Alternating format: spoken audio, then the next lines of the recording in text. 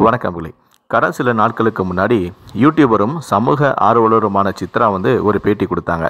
அந்த பேட்டியில் அவங்க என்ன சொன்னாங்கன்னா, யூடியூபரான திவ்யா கள்ளச்சி சிறுவர்களை வைத்து பாலியல் தொழில் செஞ்சுட்டு வரதாகவும், பணம் படைத்த ஓரினச் சேர்க்கையில் ஈடுபடக்கூடிய நபர்களுக்கு இந்த சிறுவர்களை அனுப்பி வைத்து அதன் மூலமாக நல்ல காசு பார்த்து வருவதாகவும், யூடியூபரான திவ்யா கள்ளச்சி, ரவுடி பேபி சூர்யா, கிச்சா இவங்க எல்லாரும் சேர்ந்து ஒரு வாட்ஸ்அப் குரூப் வச்சுருக்காங்க.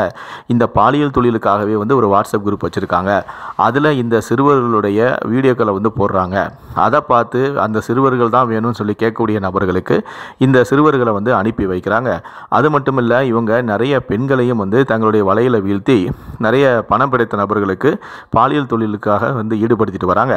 அதுலேயும் நான் அந்த குரூப்பை நான் பார்க்கும்போது அதில் உதயா சுமதிக்கு ரேட் பேசின ஆடியோவையும் நான் கேட்டேன் அப்படிங்கிற மாதிரி சமூக ஆர்வலான சித்ரா ஒரு பேட்டியை கொடுத்திருந்தாங்க. இந்த பேட்டி பெரும் பரபரப்பை ஏற்படுத்துச்சு. அதிலும் குறிப்பாக உதயா சுமதி ரேட் பேசினாங்க அப்படிங்கிற மாதிரி அந்த பேட்டியில் அவங்க சொல்லியிருப்பாங்க. இந்த நிலையில தான் கணவனை இழந்து சிங்கிள் பேரண்டாக வாழ்ந்து வர தன்னை பற்றி அவதூறாக பேசிய யூடியூபரான சித்ரா மீது மதுரை சைபர் கிரைம் போலீஸில் யூடியூபரான உதயா சுமதி புகார் அளிச்சிருக்காங்க.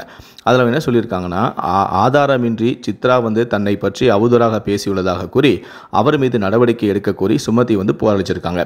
மேலும் தான் தவறு செய்ததற்கான ஆதாரத்தை அவர் காட்டுவாரா அப்படிங்கிற கேள்வியும் எழுப்பியிருக்காங்க. அதாவது நான் அந்த குரூப்பில் ரேட்டு பேசின ஆடியோவை கேட்டேன் அப்படின்னு சொல்லி சித்ரா சொன்னாங்களே, அந்த ஆடியோவை வெளியிடுவாங்களா?